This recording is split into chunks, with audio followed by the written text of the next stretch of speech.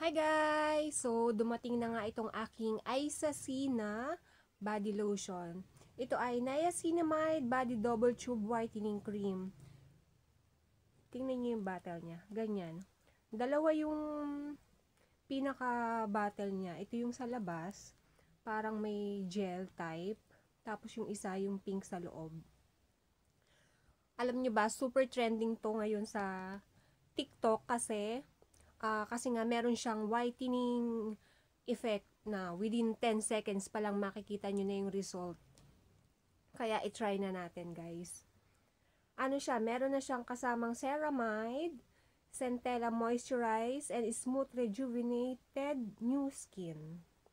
Made in Japan to, kaya okay na okay for sure. Tapos FDA approved pa siya.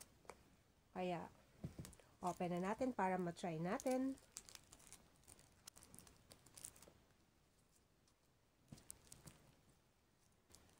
Sabi nila wala pang 10 seconds, makikita mo na yung result.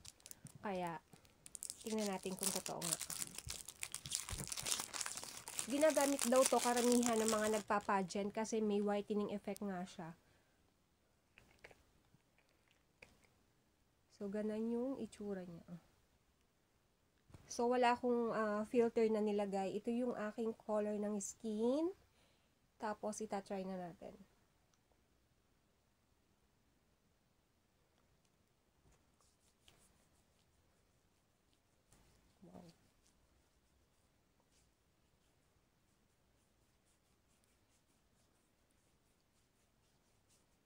Hindi siya malagkit.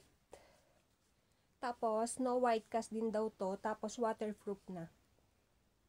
Oh, diba? Sa pagdami daw ng nilagay mo, sa pagputi din ng skin mo. So, dagdagan pa natin ng konti.